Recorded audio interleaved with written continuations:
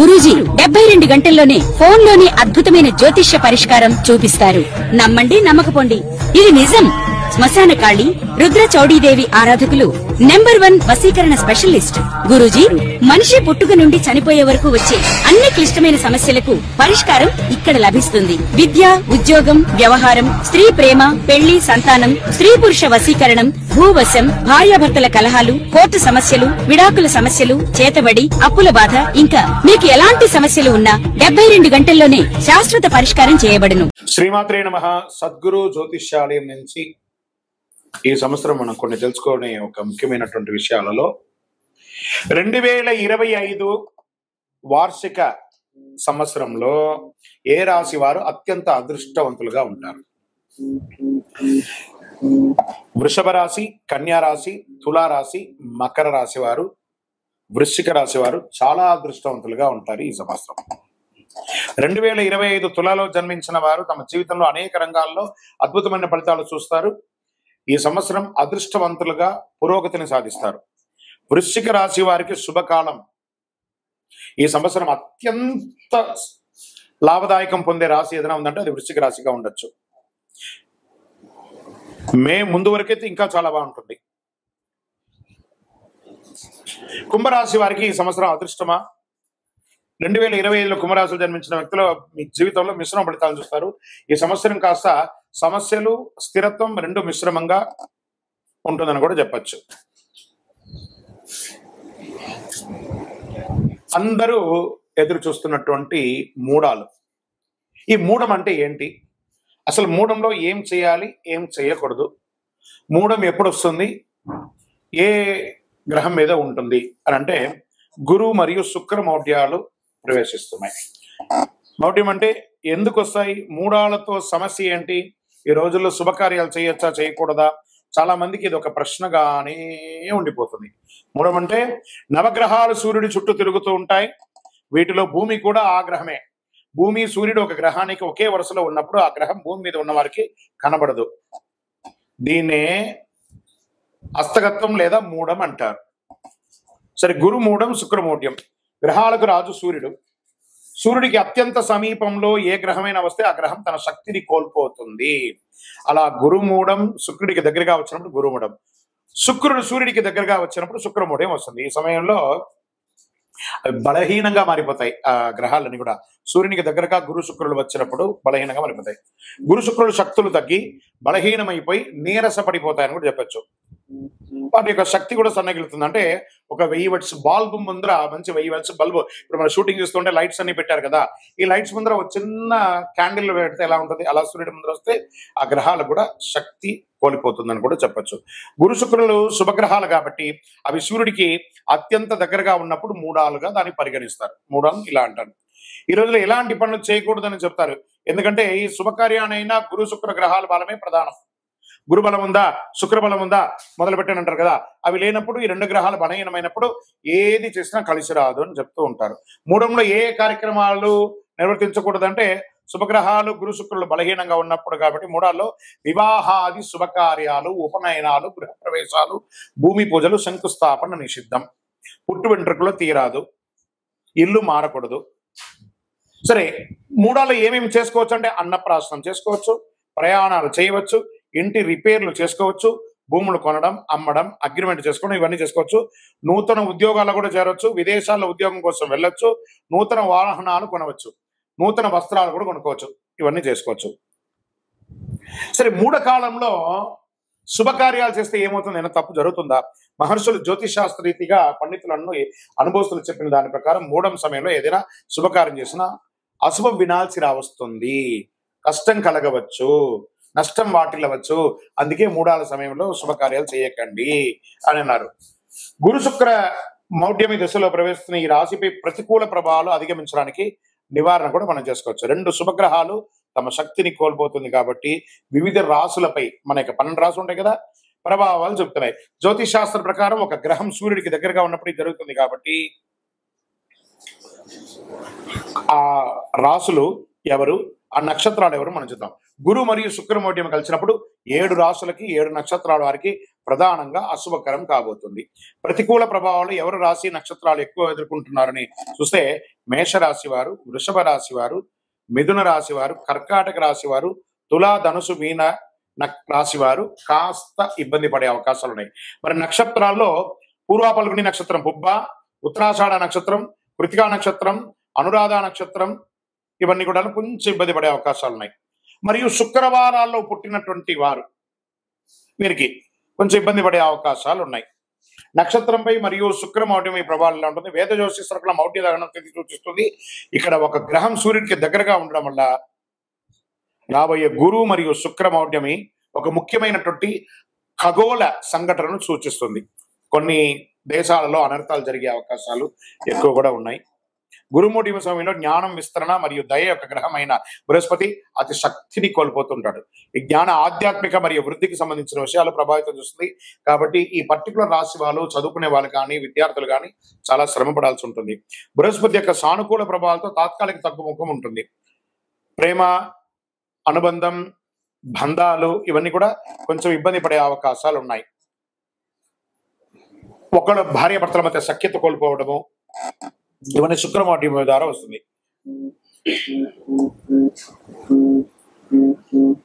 వృషభ రాశిలో గురుమౌఢ్యం సమయంలో బృహస్పతి యొక్క సానుకూల ప్రభావాలు బాగా తగ్గుతున్నాయి. ఆస్తులు కొనడం, అమ్మడం, కొత్త పని ప్రారంభిస్తారు. వివాహ నిశ్చితార్థాలు, గృహప్రవేశాలు, కొత్త వ్యాపారాలు ప్రారంభిస్తారు. కొంత గురుమౌఢ్యంలో కొన్ని రాశులు, మిగతా రాశుల వారికి లాభం అని చెప్పిన సరే బృహస్పతి ప్రభావం కూడా ఉంటుంది. రాహుకేతు మరియు శని మరియు కుజుడు వంటి సహదుష్ట గ్రహాల ఆధిపత్యం చలాయించి గరిష్ట స్థాయిలో ఫలితాన్ని ఇస్తారు ఈ యొక్క దీంట్లో. కాబట్టి కొంచెం జాగ్రత్తగా ఉండాలని కూడా చెప్పడం జరుగుతుంది. గురుమౌఢ్యమి, శుక్రమౌఢ్యంలో చేయవలసినవి, చేయకూడనివి. మరి ఏ డేట్లలో వస్తున్నాయి అని అనుకుంటే గురుమౌఢ్యమి 2025 స్వస్తి చాంద్రమాన విశ్వావసునామ సంవత్సర ఉత్తరాయణం, గ్రీష్మ ఋతువు, జ్యేష్ఠమాసం శుక్లపక్షం జూన్ 10 పౌర్ణమి, మంగళవారం రాత్రి 2:17 నుండి ఆషాఢ మాసం 2025 శుక్లత్రయోదశి జూలై 8 మంగళవారం మధ్యాహ్నం 3:18 వరకు ఉంటుంది.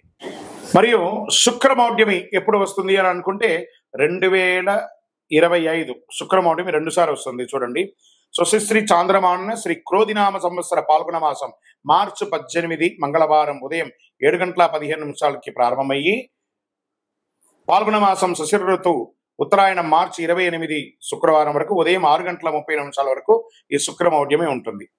శుక్రమౌఢ్యమి స్వస్తి చాంద్రమాన విశ్వావసునామ సంవత్సర దక్షిణాయనం హేమంత ఋతువు మార్గశిర మాసం శుక్ల దశమి ఆదివారం నవంబర్ 30 మధ్యాహ్నం 1:58 ప్రారంభమయ్యి శుక్రమౌఢ్యమి 2026 సంవత్సరం ఉత్తరాయణం మాఘమాసం కృష్ణ ఏకాదశి ఫిబ్రవరి 13 శుక్రవారం రోజున ముగిస్తుంది.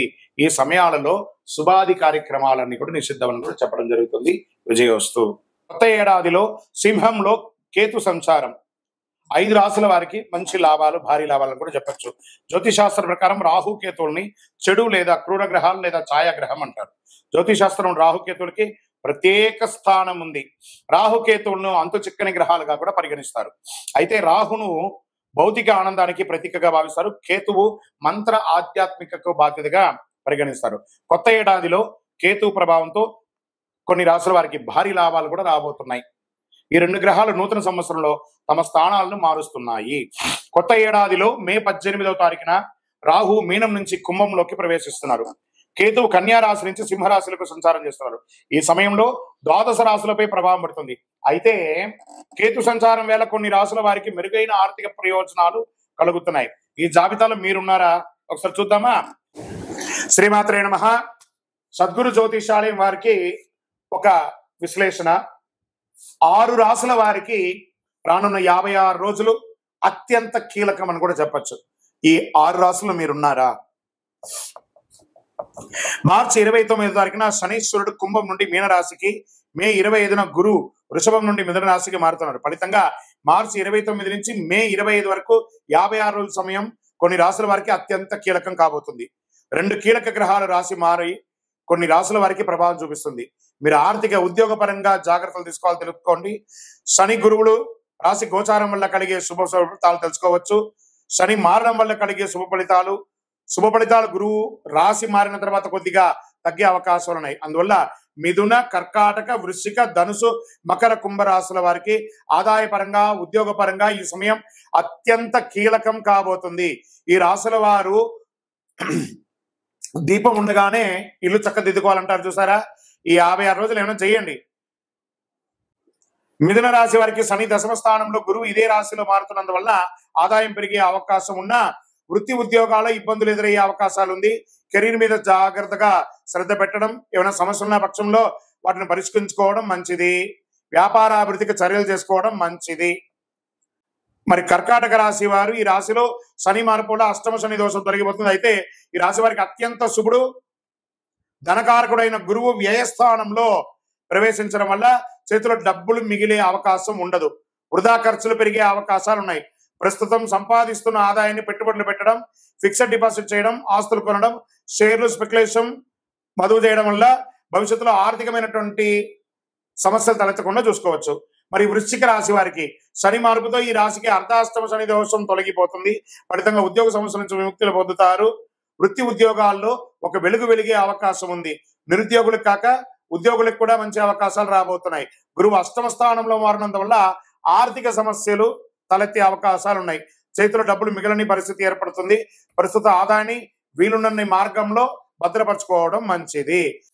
విశ్లేషణ: మార్చి 29, 2020 షష్టగ్రహ కూటమి ఏర్పడుతుంది. గురుగారు దీని గురించి చాలా చెప్తున్నారు, దీనివల్ల ఏమైనా అపార్థాలు జరుగుతాయా లేదా ప్రళయం జరుగుతుందా అని అందరూ నా దగ్గర ప్రశ్నిస్తున్నారు. ప్రళయం జరుగుతుందా కాదో తెలియదు, కానీ మీరు ప్రళయంలో పడకండి. ఫస్ట్ మీరు అన్నీ చూసి రకరకాల ప్రశ్నలతో మీరు సతమతం అవుతున్నారు. అలా అవ్వకండి, రిలాక్స్గా ఉండండి. ఏమవుతుందో దీన్ని చాలా క్షుణ్ణంగా విశ్లేషించి నేను మీ ముందుకు వచ్చాను. గతంలో 2019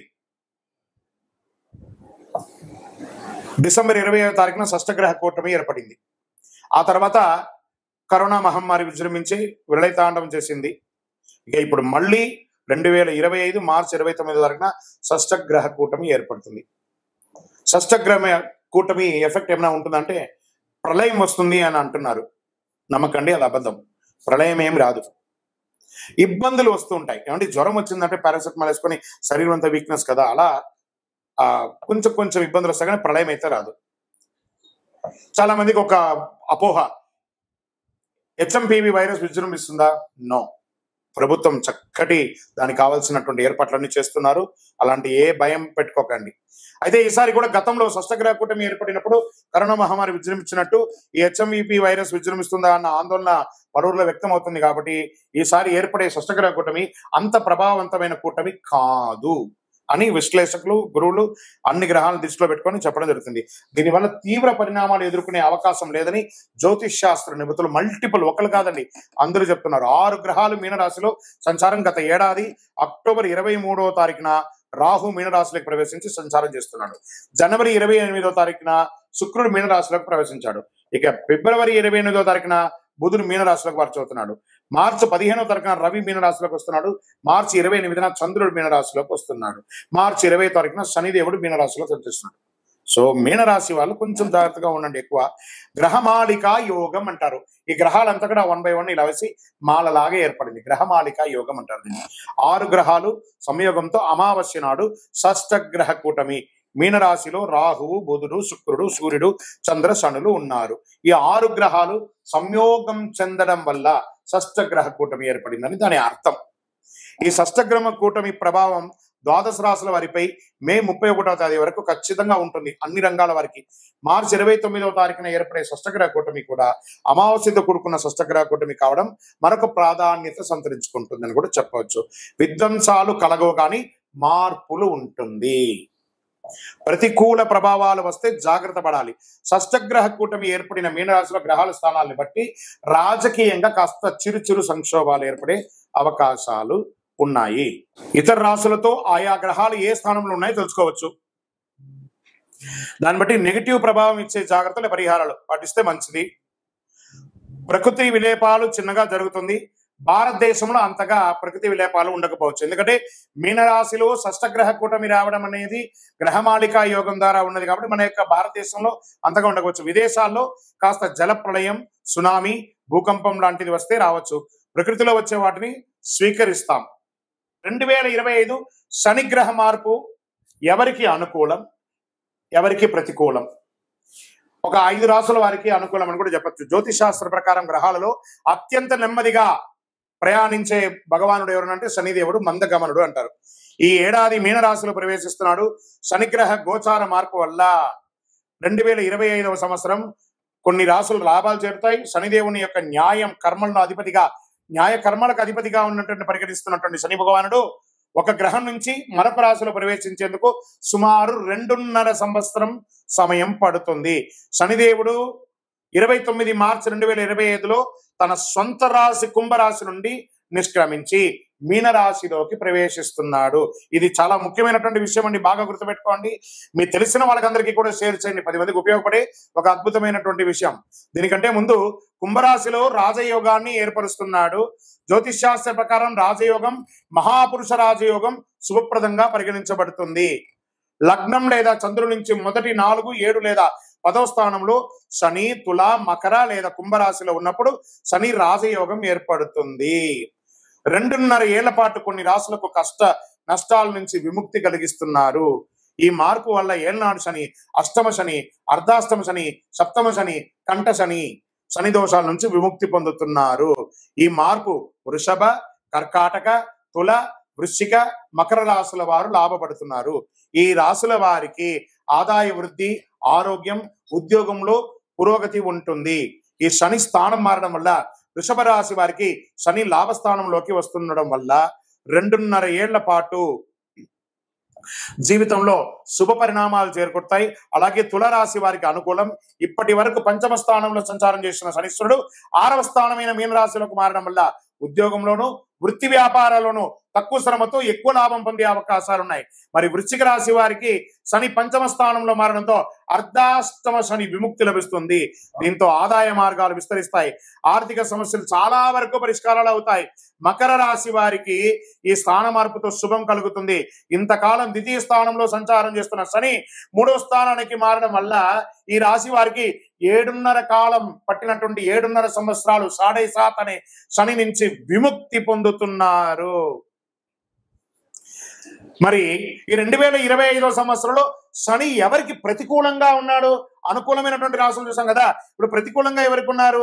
ఈ శని గ్రహం వల్ల ఈ రాశుల వారికి 2025వ సంవత్సరంలో శని దోషం, బంగారం పట్టుకున్న బూడిదయ్యే అవకాశాలు కొంత ఉన్నాయి. ఇలా అంటున్నారు ఏంటి గురుగారు అంటే జాగ్రత్త పడవలసిందే, తప్పకుండా జాగ్రత్త పడాల్సిందే. మార్చి 29వ తారీఖున శనీశ్వరుడు కుంభరాశి నుంచి మీనరాశిలోకి మారడం వల్ల శని మీనరాశి సంచారం వల్ల 6 రాశుల వారికి శని దోషం ప్రారంభమవుతుంది. ఏళ్నాటి శని, అష్టమ శని, సప్తమ శని, అర్ధాష్టమ శని అంటే శని దోషాల వల్ల మేష, సింహ, కన్యా, ధనుసు, కుంభ, మీన రాశి వారికి జాగ్రత్తగా ఉండాలి. ఈ రాశి వారికి శని దోషాలు కలిగినందువల్ల ఆటంకాలు, అవరోధాలు, వైఫల్యాలు, అపజయాలు, అనారోగ్యాలు, ఆర్థిక సమస్యలు వంటి జరిగే అవకాశాలు ఉన్నాయి. కానీ శనిగ్రహం వల్ల ఇలా వస్తాయి. మిగతా అనుకూల గ్రహం వల్ల దీని యొక్క వీర్యం తగ్గే అవకాశాలు ఉంటాయి. శనీశ్వరుడు మీనరాశిలో ప్రవేశించడానికి కొద్ది రోజుల ముందే ఈ రాశుల వారు శనికి తైలాభిషేకం చేయించడం, శివుడికి అభిషేకం చేయించడం మంచిది. నీలం లేదా నలుపు రంగు కలిసిన దుస్తులు ధరించడం మంచిది. ఇంద్రనీలం పొదిగిన ఉంగరాన్ని ధరించడం మంచిది. అన్నిటికంటే శని భగవానునికి అధిపతి అయినటువంటి ఈ కరుంగాలిమాలను ధరించడం మంచిది. ఎందుకంటే జమ్మి చెట్టు శని భగవానునిక చెట్టు. ఈ యొక్క కరుంగాలిమాలను ధరించడం మంచిది. శనిదాసం బాగా తగ్గిపోయే అవకాశాలు కూడా ఉంటాయి. శని మీనరాశిలో 2.5 ఏళ్ల పాటు కొనసాగుతాడు. మేషరాశి వారికి వ్యయస్థానంలో శనీశ్వరుడు ప్రవేశించడం వల్ల దూర ప్రాంతాల్లో ఉద్యోగం ఉన్న స్థానం నుంచి మారడం, దూర ప్రాంతానికి బదిలీ అవ్వడం, లేదా ఆశించిన ప్రమోషన్స్ రాకపోవడం, వ్యాపారంలో మందకోటిగా రావడం, రావాల్సిన డబ్బులు సకాలంలో రాకుండా ఉండడం, పదోన్నతి, వేతనాలు పెరుగుదల వంటి ఆశాజనకంగా ఉండకపోవచ్చు. ప్రతి పనిలోనూ వ్యయ ప్రయాసాలు కలుగుతాయి. బంధుమిత్రుల వల్ల ఆర్థికంగా నష్టపోయే అవకాశాలు ఉంటుంది. మిత్రులే శత్రువులు అయ్యే అవకాశాలు ఉన్నాయి.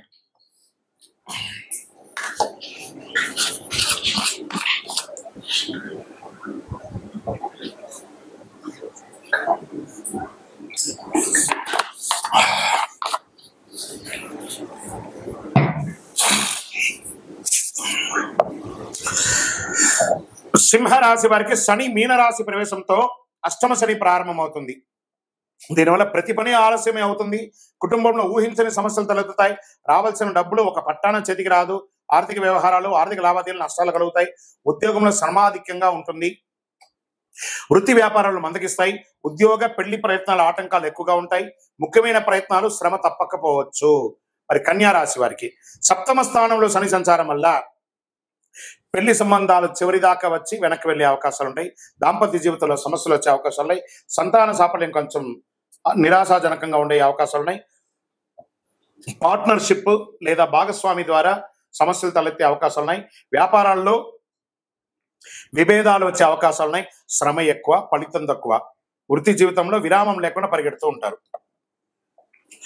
శని మార్పు వల్ల ధనుసుకి చతుర్థ స్థానంలో శని ప్రవేశించడం వల్ల అర్ధాష్టమ శని దోషం కలుగుతుంది. దీనివల్ల ఆస్తిపాస్తులకు సంబంధించిన సమస్యలు తలెత్తే అవకాశాలు ఉన్నాయి. గృహ వాహన ప్రయత్నాలకు బ్రేకులు పడతాయి. తల్లి ఆరోగ్యం ఇబ్బంది పడుతుంది. కుటుంబంలో సుఖ సంతోషాలు తగ్గుతాయి. ఉద్యోగంలో ప్రాధాన్యత తగ్గే అవకాశాలు ఉంటుంది. ఆదాయ ప్రయత్నాలు ఆటంకాలు కలుగుతాయి. అనారోగ్య సమస్యలు కలిగే అవకాశాలు ఉన్నాయి. కష్టార్జితం వృధా కాకుండా చూసుకోండి. మరి కుంభరాశి వారికి 3వ దశ ఏళ్నాడు శని దోషం ప్రారంభం అవుతుంది. దీనివల్ల ఆర్థిక సమస్యలు కలుగుతాయి. రావాల్సిన డబ్బు ఒక పట్టాన చేతికి రాదు. ధనాదాయం బాగా తగ్గుతుంది. డబ్బు తీసుకున్న ఇచ్చిన 10 పరిష్కారాలు కావడానికి చాలా కాలం పడుతుంది. కుటుంబంలో అన్నదమ్ముల మధ్య, అక్కచెల్లెల మధ్య చికాకులు తలెత్తుతాయి.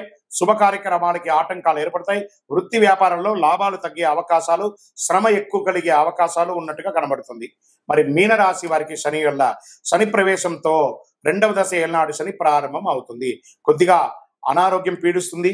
ఉద్యోగంలో ప్రభావం చూపుతుంది. వృత్తి వ్యాపారంలో సమస్యలు వచ్చే అవకాశం ఉన్నాయి. ప్రయాణాల వల్ల నష్టాలు తప్పవు. ఉద్యోగం, పెళ్లి ప్రయత్నాలు ఆటంకాలు ఎక్కువ ఉంటాయి. విజయ సాఫల్యం బాగా తగ్గిపోతుంది. ప్రతి పనికి బాగా శ్రమ పడాల్సి ఉంటుంది. విపరీతమైనటువంటి ప్రయాణాలు ఉండే అవకాశాలు కనబడుతున్నాయి. వ్యయప్రయాసాలు చాలా ఉన్నాయి. ఆర్థిక లావాదేవీలు పెట్టుకోకండి. స్పెక్యులేషన్, షేర్ మార్కెట్ అసలు ముట్టుకోకండి. విజయోస్తు. ఈ వారాహి కందదీపం, వారాహికి ఈ వారాహి అమ్మవారి యొక్క పూజ ఈ మధ్య చాలా అన్ని చోట ఆశేతి హిమాచలం పెరిగింది చూసారా. 16 శుక్రవారాలు చేస్తున్నారు. ఆ దీపాన్ని ఎలా పెట్టవచ్చు అంటే ఆ దీపంలోనే అమ్మవారిని ఆవాహనం చేసి చేయవచ్చు. ఫోటో ముందు కానీ విగ్రహం ముందు కానీ ఈ కంద దీపాన్ని పెట్టవచ్చు. కందగడ్డను శుభ్రంగా కడిగి పసుపు కుంకుమతో అలంకారం చేయాలి. కొంచెం ఆ కోసిన చోట కొంచెం దీపం వచ్చేలా కొంచెం గుంత తీసుకొని అందులో నెయ్యి పోసి దీపం పెట్టాలి. కంద దీపం పెట్టిన సమయంలో మామూలు దీపం కాకుండా రెగ్యులర్ గీ దీపం కూడా ఒకటి పెట్టాలి. కంద దీపంతో పాటు నార్మల్ దీపం కూడా ఒకటి పెట్టాలి. అమ్మవారికి ధూపదీప నైవేద్యం సమర్పించాలి. అష్టోత్తరం కానీ, సహస్రనామంతో కానీ, మూలమంత్ర జపంతో కానీ పూజించుకోవాలి. కంద దీపం పెట్టిన రోజు దుంపలు, తేనె, లడ్డులు ఇలాంటివి నివేదన చేయవచ్చు. కంద దీపం మరుసటి రోజున అదే కందను ప్రసాదంగాను వంట చేసుకొని తినవచ్చు. కంద తినని వారు గోవుకి తినిపించవచ్చు. ఇలా ప్రతి శుక్రవారం రాత్రి చేస్తే మీకు ఉన్న ఆటంకాలన్నీ తొలగిపోయి ఐశ్వర్యం సంకల్పిస్తుంది. ముఖ్యంగా గొడవలు, నిందలు ఇవన్నీ తొలగిపోతాయి. వివాహం కాని వారికి వివాహం త్వరగా అయ్యే అవకాశాలు ఉన్నాయి. ఇల్లు కొనుక్కోవాలన్న వారికి, భూమి కొనుక్కోవాలన్న వారికి వారాహి కదా, భూ అమ్మవారు, ఆ వారాహి అమ్మవారిని ప్రార్థన చేయడం చాలా అద్భుతం కలుగుతుంది. రాత్రి పూట సమయం వరకు ఉపవాసం అవసరం లేదండి. కొంచెం మంది ఉండాలనుకుంటే ఉండొచ్చు, లేని పక్షంలో దీనికి ఉపవాసం ఉండలేదు. ఆ ఒక్కరోజు మాత్రం మధు మాంసాలు తినకుండా దూరంగా ఉంటే మంచిది. సాయంత్రం పూజ మొదలుపెట్టే సమయానికి మళ్ళీ చక్కగా పళ్ళు తోముకొని దంత సేవనంతా చేసుకొని తలస్నానం చేసి పెట్టుకుంటే చాలా మంచిది. మన శరీరంలో దుర్గంధం రాకూడదు. ఈ దీపం వెలిగించేటప్పుడు చినిగిన బట్టలు ధరించకూడదు. అసహనం ఏదైనా కూర్చోలేని ఇబ్బంది కలిగే అసహనంగా కూర్చోకూడదు. మంచి ఆసనం వేసుకొని కూర్చోవాలి. పూజ మధ్యలో ఫోన్ లాంటిది వస్తే ఆపి మాట్లాడడం లాంటిది అంతా చేయకూడదు. ప్రదోష కాలం సంధ్యా సమయంలోనే ఈ పూజను చేయాలి అని చెప్పడం చాలా విశేషం. ఎవరైతే ఈ యొక్క వారాహి కంద దీపం వెలిగిస్తారో వాళ్ళ జీవితంలో అద్భుతాన్ని సాధిస్తారు. విజయోస్తు. పులిపంజా చీల్చి కోటీశ్వరులయ్యి కుబేరుడు జీవితకాలం సంపదను కురిపించే రాశులు శని భగవానుడి ద్వారా కొంతమందికి రాబోతుంది. క్రమశిక్షణకు సహనాన్ని నేర్పే దేవుడైన శనిదేవుడు పూర్వభాద్ర నక్షత్రంలోకి ప్రయాణం చేస్తున్నారు. శనిదేవుడు 9 గ్రహాలలో నీతిమంతమైనటువంటి గ్రహుడు అని చెప్పచ్చు. శని ఈశ్వర శబ్దం కలిగిన వాడు. మనం చేసే ప్రతి పనిని బట్టి మన ప్రతి ఫలాలను ఇచ్చే శనిదేవుడు న్యాయదేవతగా కూడా గుర్తింపు పొందిన వారు అనమాట.